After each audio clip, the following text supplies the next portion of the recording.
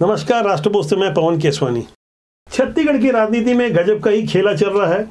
15 साल तक मुख्यमंत्री रहे डॉक्टर रमन सिंह, कभी जिनकी तूती बोला करती थी, कभी भारतीय जनता पार्टी का पर्याय बन चुके डॉक्टर रमन सिंह की आज टिकट काटे जाने की बात चल रही है। 2023 के विधानसभा चुनाव में ये मांग जमीनी स्तर के कार्यकर्ताओं से आ रही है। इसके पहले जब हमने एक वीडियो बनाया था, उसमें कमेंट सेक्शन में जाके कई लोगों ने जिस तरह की बातें रखी, उस पर हमने ग्राउंड पर जाकर चर्चा की तो बेहद हैरान करने वाली जानकारी सामने आई। खासकर कवर्धा का वो इलाका जहां से डॉक्टर रमन सिंह की राजनीति शुरू हुई थी, जहां से पार्षद बने, विधायक बने। उसके बाद वहां से 121 किलोमीटर दूर जाके राजनांदगांव में उन्हें चुनाव लड़ना पड़ा और वहां से उन्होंने 2018 में महज करीब 16,000 वोटों से ही किसी तरह जीत हासिल की। उससे भी हैरानी वाली बात यह रही कि कवर्धा में रायपुर मोदापारा के मोहम्मद अकबर करीब 60,000 वोटों से जीतते हैं, जो कवर्धा डॉक्टर रमन सिंह की कर्मभूमि रही। स्थानीय जनता ने हमें बताया कि 2014 में डॉक्टर रमन सिंह ने मोदी लहर में अपने पुत्र अभिषेक सिंह को राजनांदगांव से सांसद बनाकर भारतीय जनता पार्टी के रीति नीति के विरुद्ध जाकर काम किया। कांग्रेस के विरुद्ध परिवारवाद का मुद्दा भाजपा से छीन लिया गया। ऐसे ही हालात में जब 2023 में अभी भारतीय जनता पार्टी ने नए प्रत्याशियों को मैदान में उतारा, तो इसमें खैरागढ़ से विक्रांत सिंह, जो डॉक्टर रमन सिंह के भांजे हैं, उन्हें लेकर सीएम भूपेश बघेल ने एक बयान दिया और डॉक्टर रमन सिंह और भाजपा पर परिवारवाद का आरोप लगाया। लेकिन इस पर ग्राउंड रिपोर्टिंग यह निकल कर आई कि विक्रांत सिंह ने 20 साल में अपनी राजनीति खड़ी की। तब वो नगर पंचायत के अध्यक्ष बने, जनपद के 2 बार के अध्यक्ष बने, मौजूदा समय में जिला पंचायत के उपाध्यक्ष हैं।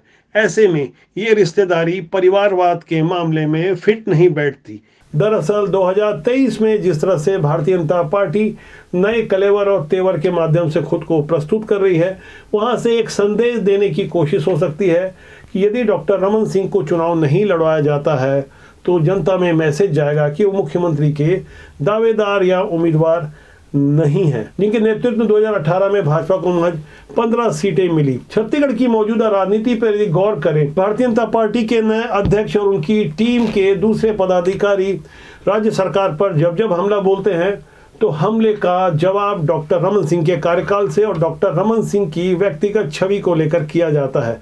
दरअसल कांग्रेस के लिए ऐसा मुफीद भी है। डॉक्टर रमन सिंह को जिस तरह से टारगेट किया जाता है, दरअसल उसके पीछे एक सोची समझी रणनीति है। राज्य की मौजूदा कांग्रेस सरकार द्वारा जिस तरह से स्थानीयता के मुद्दे के अलावा राम और रामायण के मुद्दे पर आगे बढ़ते हुए काम कर रही है, वहां डॉक्टर रमन सिंह को परोक्ष रूप से बाहरी बताने की कोशिश की जाती है। सन 2008 में जब भाजपा के पहले प्रदेश अध्यक्ष ताराचंद साहू को निलंबित किया गया था, तो अपने निलंबन के फौरन बाद रायपुर में प्रेस कॉन्फ्रेंस लेकर उन्होंने तत्कालीन मुख्यमंत्री डॉक्टर रमन सिंह के बारे में कहा था कि वो ठाठापुर के ठाकुर नहीं, प्रतापगढ़ के ठाकुर हैं। दरअसल वो दौर था जब ताराचंद साहू स्थानीयता के मुद्दे पर अपनी पार्टी से अलग थलग पड़ गए थे। बाद में उन्होंने छत्तीसगढ़ स्वाभिमान मंच बनाया। हालांकि छत्तीसगढ़ स्वाभिमान मंच को ज्यादा राजनीतिक सफलता नहीं मिल सकी, लेकिन समय समय पर जिस तरह से आरोप लगते रहे हैं और भारतीय जनता पार्टी जिस तरह से अपने मंचों पर छत्तीसगढ़ मातारी की तस्वीर के साथ लगातार स्थानीय मुद्दों को लेकर आगे बढ़ रही है, वहां कांग्रेस के रणनीतिकार भी परेशान हैं। ऐसे माहौल में जब भारतीय जनता पार्टी की राजनीति को नई दशा देने की कोशिश हो रही है, नया रंग रोगन हो रहा है, ऐसे में पुरानी वाली टीम के सबसे बड़े मुखिया और सर्वे सर्वा डॉक्टर रमन सिंह को यदि टिकट से वंचित किया जाता है, तो भाजपा को इसका बहुत बड़ा फायदा मिल सकता है। ऐसा प्रयोग 2019 में भी भारतीय जनता पार्टी ने लोकसभा चुनाव के दौरान किया था। तब 7 बार के रायपुर से लोकसभा के सांसद रमेश बैस को टिकट से वंचित किया गया था। हालांकि 2019 में भाजपा ने अपने सभी 10 लोकसभा सांसदों को रिपीट नहीं करते हुए नए चेहरों को मैदान में उतारा था। कुछ वैसी ही रणनीति जब आगे बढ़ रही है, तो वहां दबाव इस बात का है कि डॉक्टर रमन सिंह को राजनांदगांव से टिकट न दिया जाए और छत्तीसगढ़ से किसी भी सीट से पुराने बड़े चेहरों को न लाया जाए जो मंत्री होने का स्वाद चख चुके थे।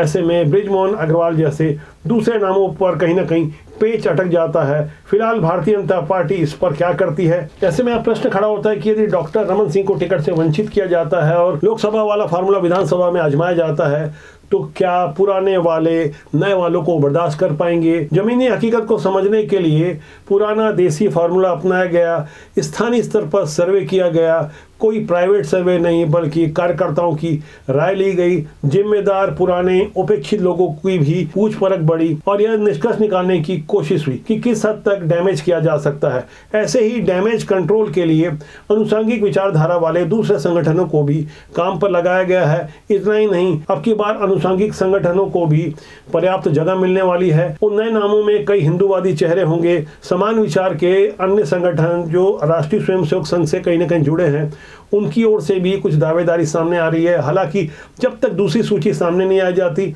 वो संख्या ठीक ठीक बता पाना मुश्किल है। हमारे पास ढेर सारी जानकारी है। फिलहाल यह पुष्टि की गई है कि परिवर्तन यात्रा के बाद दूसरी सूची आ जाएगी। बहुत कुछ दारोमदार पार्टी के प्रभारी ओम माथुर के ऊपर है। हालांकि दिल्ली की भी निगाह लगातार छत्तीसगढ़ पर बनी हुई है। नए फार्मूले के अनुसार जीत की गारंटी को भी तौला जा रहा है। सर्वे में यह बात भी स्पष्ट हुई है कि स्थानीय जनता को कमल फूल या मोदी के नाम से कोई ऐतराज नहीं है। ऐतराज है तो पुराने छत्रपों से, जिन्होंने 15 साल राज किया और अपनी मनमर्जी की। उसके बाद कार्यकर्ताओं का आक्रोश फूटा। बार बार इस बात को समझाया जाता है कि भारतीय जनता पार्टी की छत्तीसगढ़ में जितनी सदस्य संख्या है, यदि ईमानदारी से भारतीय जनता पार्टी के वो 55 से 60 लाख सदस्य वोट दे देते तब भी 15 सीट तो नहीं आती, सीटें 25 या 30 हो सकती थी। लेकिन आपको जानकर हैरानी होगी, भारतीय जनता पार्टी के रजिस्टर्ड कार्यकर्ताओं ने भी 2018 में अपनी ही पार्टी को वोट नहीं दिया था, इसलिए सीटों की संख्या के मामले में इतनी बड़ी दुर्गति हुई थी। उन पुरानी गलतियों से सबक लेकर नए कलेवर और नए अंदाज में पुराने वाले छत्रपों को रिटायरमेंट होने का संकेत भी दे दिया गया है और अब आगे की तैयारी में लगी भारतीय जनता पार्टी ने पहली सूची में जहां 21 में से 16 नए नामों को शामिल किया था, उसी तर्ज पर अब जब आगे की सूची बनने वाली है उसमें भी आप देखेंगे कई नए नाम हैं। कई नाम बेहद चौंकाने वाले होंगे, हैरान करने वाले होंगे, लेकिन इस हैरानी के पीछे कोई एक बड़ा व्यक्तित्व होगा, तो वो होंगे गृह मंत्री अमित शाह। बहुत जल्दी इस बारे में हम कुछ और नए बड़े खुलासे करेंगे। हम लगातार अंदर खाने की ऐसी ढेर सारी खबरों को आपसे साझा करते हैं ताकि राजनीति में सुचिता के माध्यम से अच्छे लोग अच्छा माहौल बना सकें, देश और समाज का कल्याण कर सके। इस बारे में आपकी क्या राय है? आज के अंक के लिए इतना ही। मेरा आपसे आग्रह है कि आप चैनल को देखें, लाइक करें, शेयर करें और सब्सक्राइब करना ना भूलें। मेरी आपसे बहुत जल्दी फिर मुलाकात होगी। नमस्कार।